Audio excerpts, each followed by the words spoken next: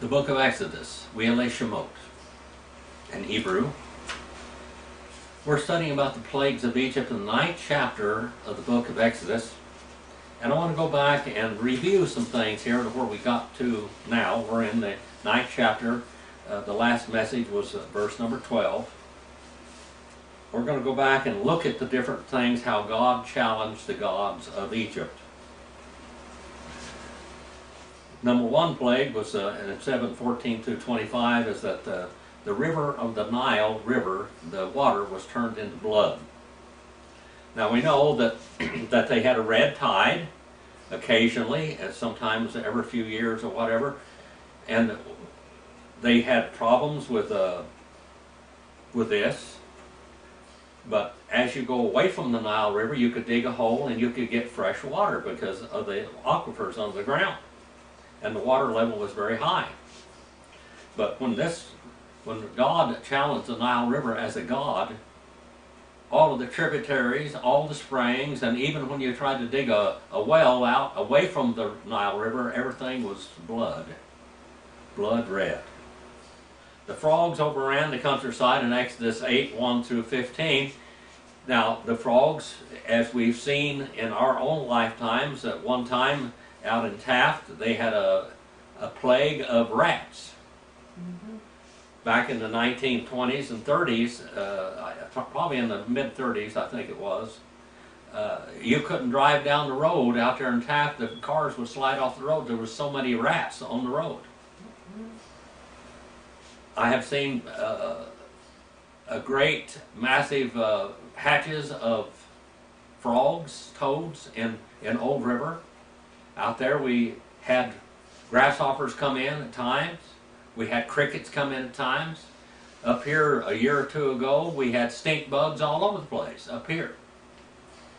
We also had worms, army worms. Oh yeah, the malls, the army malls, different things up here. When we first bought this place here, it was so overrun with rats you wouldn't believe it. You go outside and turn the light on our motorhome when we were living in our motorhome, and there was just rats all over, and they were even mice and rats and everything you could think of getting in the motorhome. We had rat traps all over until I got Kitty, and Kitty had a lot of babies, and they started eating up all the rats. Well, frogs overran the whole countryside of Egypt, except it was more than ever before. And remember, the frog was a god also. And the people and animals were infested with flies, gnats of some sort that just bit them and bit them and bit them. 8:16 through 19, the biters is what it says in Hebrew, the biters. And swarms of flies covered the land in Exodus 8:20 through 32. Flies, biting flies, by the way. And they had a fly god, Beelzebub. The fly god was the god that kept the flies away and kept the multiplying of them down, except Beelzebub didn't do it this time. Then we have the disease in the cattle and the livestock in Exodus 9:1 through 7 that we studied, and that is what? That's anthrax. Anthrax hit the land. By the way, anthrax can kill anyone. They, a few years ago in America, some foreign entity was sending out packages laced with anthrax. And they found it. And everybody had to watch out their mail and all of this. It was very dangerous at that time. Even during the COVID-19, you had to be very careful with your mail. They say take your mail and put it in an isolated place and spray it down with alcohol or bleach or something and let it sit there a day before you even opened it. We have plagues like that. This anthrax killed the livestock, and then number 6, boils and infected the Egyptians and their animals, and this is what is called staph infection. And Sharon, I believe, when you were in Egypt, you had this problem. You had almost all the problems that they see here, all of the plagues. Now let's go back to the book of Exodus. We're going to talk about hail now. Hail. Now they had a God that also protected them from bad weather, but nothing was going to happen here. You know, in Egypt, in places there is no rain. It don't rain. Maybe 5 drops of rain a year, maybe. But all of a sudden we got hail now. Let's go back to 9 and verse 12. And now this is where God begins to harden Pharaoh's heart. The last time Pharaoh's heart deceived him. His heart was deceptive to Pharaoh. His heart deceived him. But now God is going to begin to harden his heart. Pharaoh hardened his heart 10 times, but now God is going to harden Pharaoh's heart. And he hardened and kept on hardening Jehovah, the heart, the lev of Pharaoh. And not, he did listen unto them, just as he had spoken Jehovah unto Moses. Now Moses, in the Exodus, the 4th chapter, God told Moses that he would have Pharaoh would have a hard heart, and that no matter what happened, he would not listen. But he said, still, I will bring you out of Egypt with a high hand, with a strong arm. Verse number 13 now. Vayomer hadavar el Moshe hashkim. And he said and kept on saying Jehovah unto Moses, rise up early. Hashkim. Rise up early. In the day, in the break of day, Baboker.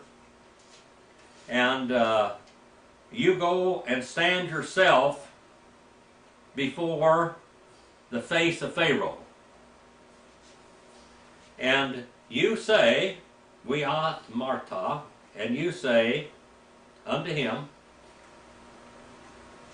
in this manner he has said Jehovah. Jehovah God, Jehovah Elohi, the God of the Hebrews, send away my family. Ami. Ami means my family. It is a genitive case, it's a case of possession, and it means my family. Israel was the family of God. That they may serve me. That they may serve me because they want to. Third person masculine plural cal juice and meaning. Suffix is first person construct singular, that's me. That they may willingly serve me. You know, our last message we had this morning, one of the last messages we had this morning is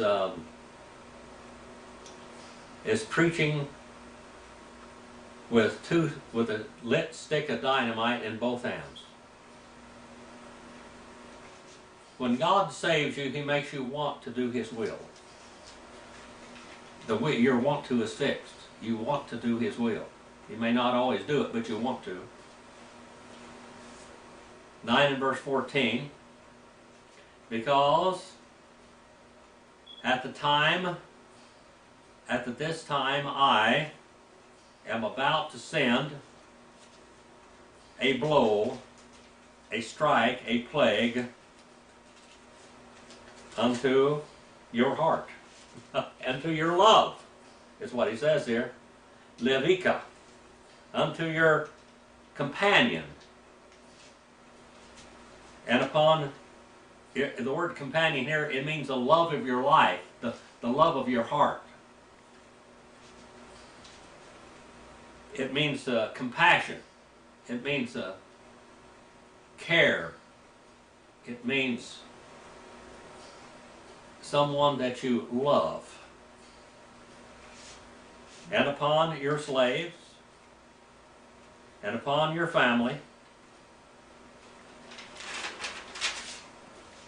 in order that you may know that not like me in all your land. There's not a God like me in all your land. There's not a God like me in all your land. There is not a prophet like Aaron, and there's not a God like the physical representation of me and Moses. Remember when Moses, now it's not yet to come, we're still over here, according to our biblical map, we're still over here in the Egyptian bondage. But when God got Israel out of Egypt, Moses went up and stood in the presence of God and received the law of God, and when Moses came down, his face reflected, like the moon reflects the sun, his face reflected the power and majesty and glory of God.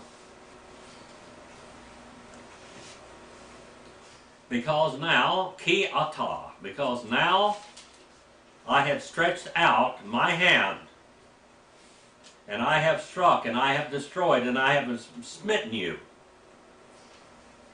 and your family, with pestilence. Ba dabar. Now the word pestilence here, it comes from the word dabar. And it means God is making an edict against them. He's making a curse against them. An edict. This pestilence, this curse.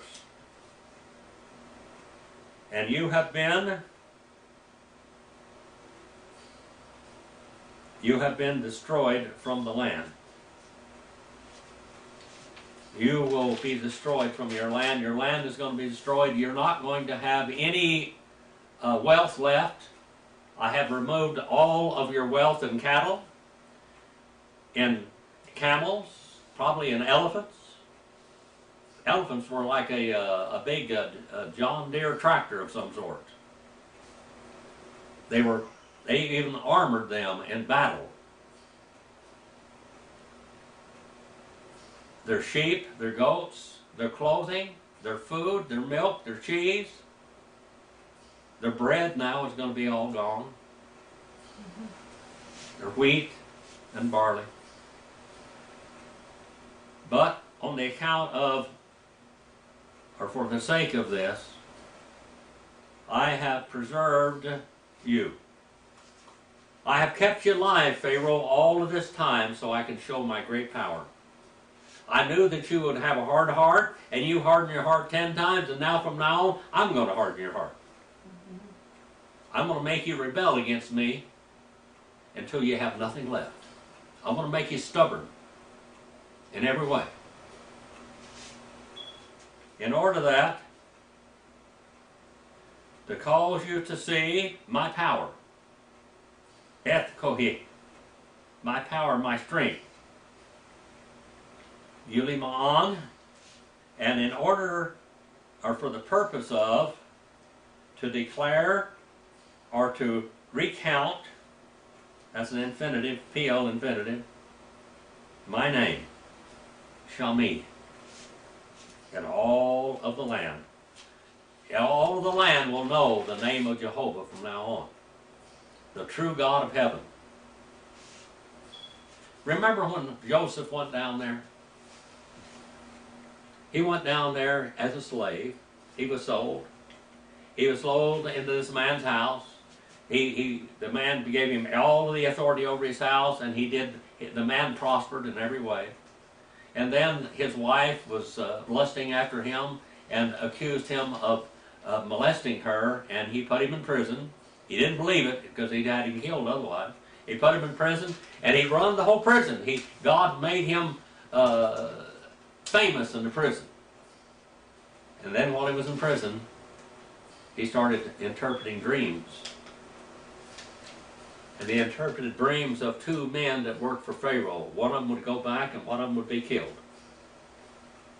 And when the man went back, Joseph said, remember me. And when he came before Pharaoh, and Pharaoh had a dream, he said, oh, I remember something. There's a guy over there in prison that could interpret dreams.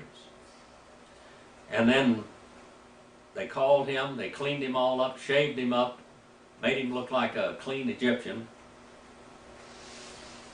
And he stood before Pharaoh, and Pharaoh said, interpret this dream. And he said, the interpretation of dreams is of God. And all the strength and the power of all the dreams, and all the prophecies that were going to come upon Egypt, Pharaoh ended up owning all of Egypt. And as long as he followed the words of Joseph, he prospered. And then a new line of pharaohs come in that did not know Joseph. They had become very powerful. But now, instead of listening to Moses and Aaron, they would fight against God, and they would lose everything that Egypt gained under Joseph. And still you are exalting yourself against my people, my family, and you will not send them away. There was a sky goddess called Nut. The sky goddess. The goddess of the sky was called Nut, and that made the sun shine and the crops grow and all of this. And now their sky goddess Nut is not going to be able to protect them for what God is going to send. I shall reign about the time tomorrow. And remember, there's not much rain down in here in this area in Egypt. All the water comes from the Nile. There's not much rain down here. And I want to send tomorrow, I will be raining hail. Barad. Hail. Kabad. Heavy hail. Exceedingly. Which it has become like this in Egypt from the day being put together until now. They will never in Egypt had it rained and hailed like this. I always liked fruit trees. I planted a lot of fruit trees up here. I had 50 fruit trees here in Fish Lake Valley. And I lived down in the middle of the valley, behind the post office and the Boonies restaurant down there. And I had all these trees, and this one year, everything had just absolutely blossomed. There was fruit all over those trees. Every tree was loaded to the hilt. I'd gone out and I got a little bit of first fruits off of one here. I had pear apples, I had cherries, I had plums. I had peaches, apricots, everything that you could think of I had, and the trees were loaded. And all of a sudden one day, it was like in late August, the wind started blowing. Wind started blowing real hard, and all of a sudden hail come down out of the sky about the size of large marbles or $50. And it was just covering, the trees were, it was, when the wind would blow, it would just, the hail was just carrying green leaves with it. The leaves were just like you were shooting with shotguns, the trees.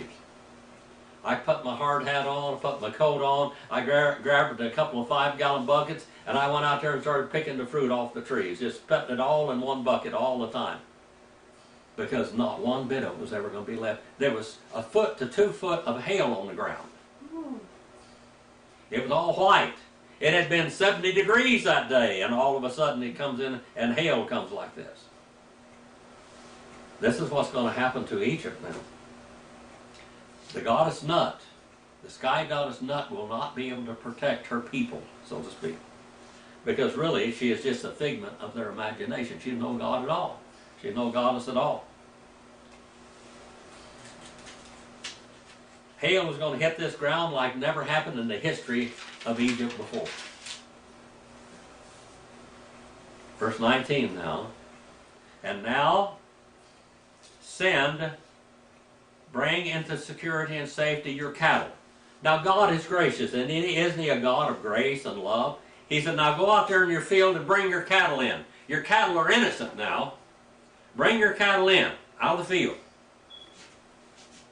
And all which is out in the field, in the pasture, go bring all your cattle in.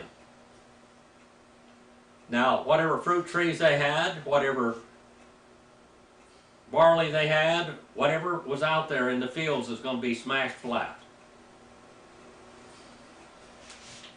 And all of your slaves, your mankind, ha-adam, and we ha-behemah, and the large cattle and the large camels and the elephants, bring them inside into a covered area, which are found, keep on being found, in the pasture, in the field. And not is assembled the household, and it shall come down upon them the hail. What is not assembled in your houses, take your cattle, take your goats, take your sheep, take all of your animals and put them in your house, in your household, in your barns. Because anything that is out there in the field is going to die. Now God is being gracious. He's warning them. Now this is some of the people here that would believe and leave Egypt with Israel. Some of the Egyptians would leave also. They shall have died. They will have died.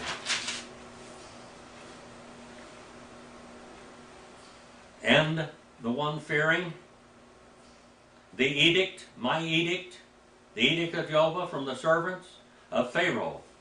Some of the servants of Pharaoh would believe. He had made to flee his slaves. The word slaves there is abad. That means servants. And his cattle unto the households, unto the barns, unto the houses.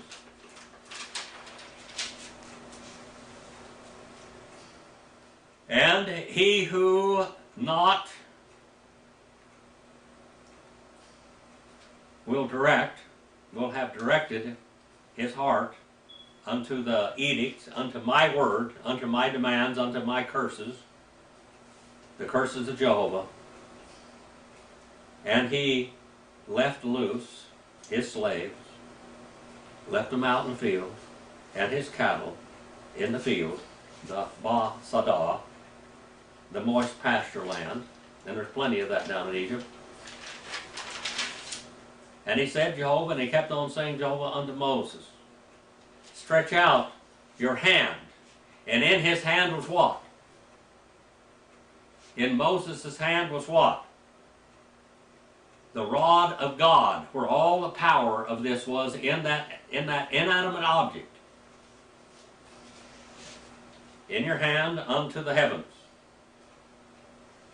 And the heavens he became hail in all the land of Egypt. And upon mankind, ha-adam, we-el, ha-behemah, and upon the large beast, and upon every vegetation, every herb, esev, call esev, ba-sadah, in the pasture field and in the land of Egypt. 9:23. And he stretched out Moses his hand, actually his staff is what it is. Matihu, his staff, his rod, God's rod. Moses stretched out God's rod, and up until this point we have Aaron doing this, don't we? But now God says, I'm going to do this, and to Egypt, Moses was God, wasn't he? He said, I'll make a God out of you, and you take my rod, and when you stretch it out, these miracles will take place. And all the heavens, all Hashemayim, Hadabar Natan, and Jehovah, he gave thunder. The word thunder means voice. There was a voice from heaven, rolling thunder. When you have lightning, you have thunder. And many times when you have this hail and rain, you have a lot of noise in the sky. Alex, my friend Alex, was up here in July, I think it was, or August. Almost all August it rained here every evening. Almost every day it rained. We were sitting out on the front porch, and I mean, it was thundering, and lightning was just rolling. You could not tell one rumble from the other. It was just going rolling like that. Well, I believe that's what was going on. These people had probably never heard lightning and hail or thunder like this now than any time in their whole life. And he had given thunder and hail. And she walked in. She walked in. This lightning strike, this storm, this tornado, this hurricane, whatever you want to call it, that's taking place here, it brought fire, ish, aritza, upon the earth. Fire came upon the earth. You know, in my life, I've had so many experiences in this valley that are unusual. Out here just 9 miles straight behind me, that's east, I was out there one night taking a bath in the hot well. It was a well that they drilled for hot water. And the water was 105 degrees and about 200 gallons a minute were coming out of there. And I got in there, I was taking a bath, and I washed my hair and shaved my face and all of this out there in this 105 degree water. And the skies were just lighting up in the mountains. There was lightning all over the place, but nothing, no rain there, no nothing. But it was just rolling. When I started to take off, I got in my 73 Jeep 1-ton pickup, a J4000, and I took off down there, and I ran into a wall of water. And Marilyn, I've shown you where that wall of water was, Sharon also. 2 miles wide river, and it was about 4 feet deep nearly in places. 2 feet, 3 feet, 4 feet deep in places. I started driving my Jeep through there and trying to follow, because I could see where the road was. You could see the way the water was rolling there. And I got out there, and there was limbs and trees and everything going across there. And one limb got underneath my Jeep pickup and kinked up my fuel line, and it died. Well, what a deal. I'm out here in the middle of this flood. Shall I stay in my truck and be washed away, or shall I try to walk out? So I took 2 of my pistols, and all I had, I didn't even have socks. I had some hunting boots behind the seat, so I took them and put them on my feet without socks. And I was wearing bib overalls, and I stuck my guns inside. I didn't want to leave my guns there. And I started walking. And I mean, I was walking in mud this deep, branches coming down, everything was coming down. It was horrible. No rain yet, there was no rain. I got out of there.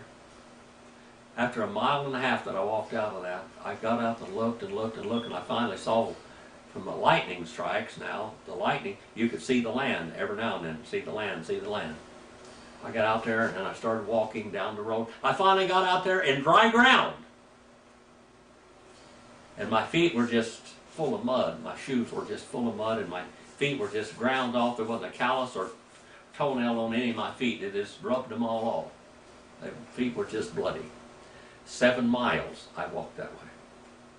But I got out there about 1 mile out of the flood, and all of a sudden lightning was running horizontal across the ground. And we've seen that here too. But I got into that, and there was a lightning flash there so bright and so close to me, it closed my retinas up and I went blind. But I kept feeling the road and kept walking, kept walking. By the time I went that 7 miles out there, I could see out of one eye. But boy, the lightning was all over, just like this. Hail and rain was pouring down. Hail and rain, hail and rain. I'm glad the hail was just small. Popcorn snow and hail and rain. I was getting a bath now, again. And it rained Jehovah by the agency of Jehovah upon the land of Egypt. Wayihi barad. And it became hail and fire, lightning. I saw this fire run on the ground. I've seen lightning up here so bad and just static electricity that it would just pop in the air. You could smell like burning, like if you've ever plugged something in and it sparked and blew up whatever you were running and smoke came out of it. That smell of ozone was just in the air. I was down there in my other place one time, and it was just blowing 50, 60 miles an hour, and dust was going all over the place. Rocks were flying, small ones, pebbles. And I walked by my radio, and behind my radio I heard this going zzz, zzz, zzz, zzz, zzz. And I saw the meters on my antenna tuner and power supply and everything was just going like this. I walked over and looked behind that. I had a long wire out there, about 1,000 feet long, and sparks were flying 6 and 8 inches away into everything. I got outside, I got in my shop out there, and I found some bolt cutters, and I got my heavy welding gloves, and I threw a piece of wood down on the ground, and I stood on the wood, and I cut that wire. And I never hooked it back up ever again either. That was scary. Lightning, static electricity was all over. You could just see the sky was just shimmering with lightning, with static electricity. If you've ever seen it shimmer like that, that's what's going on here now. And there was fire unceasingly in the midst of the hail. And heavy fire, heavy lightning, and heavy hail exceedingly moed asher lo haya kamahu kikal eretz, and not became like this before in all the land of Egypt, since she had become a nation. Nothing like this had ever happened. Nothing like this had ever come upon a nation in this land ever before. They've never had hail, they never had a storm like this. But this storm was sent by God. It was sent by God to turn him around. Beginning, and now his heart just gets harder and harder. And the hail, in all the land of Egypt, the hail struck in all the land of Egypt, which is in the pastures, in the fields, in the meadows, from mankind unto the beast, and all the vegetation of the pasture land. He was struck, he had been struck, the hail, and every tree in the pasture field, it broke to pieces. When that hailstorm hit my place down there, I went out there the next day and the ground was green. And there were broken limbs all over. My trees were all broken down. My fruit trees were all broken down. And you have to realize down there at that place, I put 350 trees around my property. And I had a double line of them back, about 200 and 300 feet apart. I had a 60-foot stand of trees and then another 60-foot stand of trees. And inside of all that, I put my fruit trees, because the winds would protect them. But all the trees were defoliated.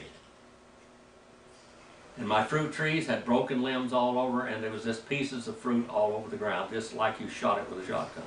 Exploded. And that's what happened here. This is what it's describing here. Now, God must have sent that hailstorm down there, and I went out there with my hat, and I got this fruit, and I had 2 5-gallon buckets of fruit. And I took them in there, and I peeled them all, and I just threw them in a pot on the wood stove, and I cooked it all up and made a goulash of fruit. A mixture of fruit, mixed fruit. And I would eat it. I got something out of it.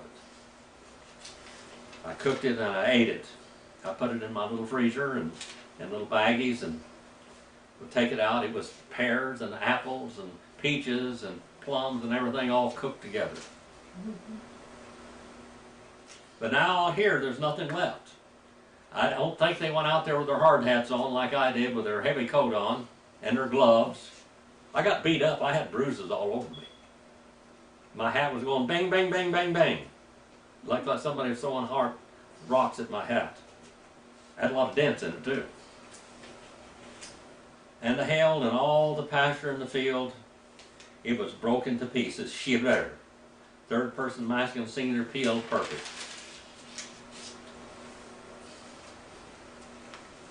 Verse number 26. Only in the land of Goshen, which there the sons of Israel, not it had become hail. The land of Goshen, there was no hail. There was no rain, no hail, no storm. The gates of heaven were shut up against the land of Goshen. And he sent Pharaoh, and he called to Moses and to Aaron, and he said unto them, I have sinned, I have missed the mark. Chatati, chatati. Chatati now, people actually, there was a lexicographer, a writer by the name of Thayer. Thayer's Greek lexicon. And in Thayer's Greek lexicon, he said the word hamartia means to miss the mark. It does not. Hamartia means to go astray.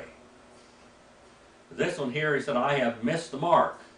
First person concept stringer, cal perfect, and the equivalent in Greek of that is astokio. For all have sinned and fallen short of the glory of God. When Thayer wrote down that hamartia means to miss the mark, everybody's been led astray ever since, unless you know Hebrew and you really know Greek in depth. The word astokio in Romans 3:23, for all have sinned, for all have gone astray, hamartia, and all have missed the mark, astokio. So it says, I have missed the mark. This time, Jehovah, the righteous one, and I and my people are Hareshim. Hareshim. That means evil. We're evil. Now, some of Pharaoh's people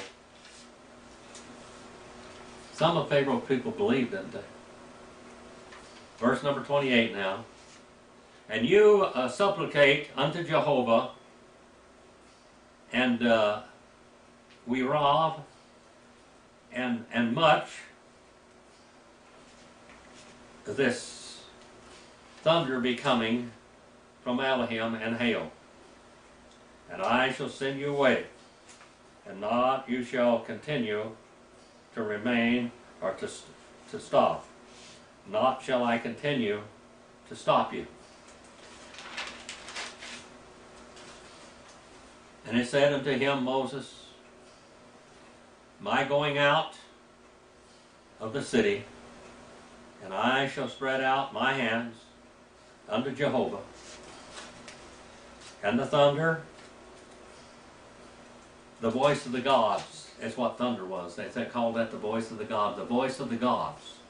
When they heard thunder in those clouds and in those skies, the Hashemayim in the heavens, they believed that Jehovah was cursing them. And the voice of God would stop, he said. They shall cease. The voices of the gods, they shall cease for themselves. They shall keep on ceasing. And the hail, it became not. Still, in order that you may know that to Jehovah is the God of this land, and Jehovah owns this land. Jehovah is the God of Egypt, just like he's the God of any place else. And this land belongs to me. It does not belong to you. And I will do with it as I please. You listen. And I want you to know that I am the God of Egypt. And I am your God. Pharaoh was a god to them. They looked up to him as a god, didn't they? But Jehovah said, I am God, not you. I am the God of this land. I'm the God of your people. And I'm the God of the Hebrews. Our Father, we send this message out, Father, that it will instruct your people, that they will learn to love you more, that they will respect your power and greatness. And Father, please use it. Please forgive me where I fail you. In Jesus' name we pray.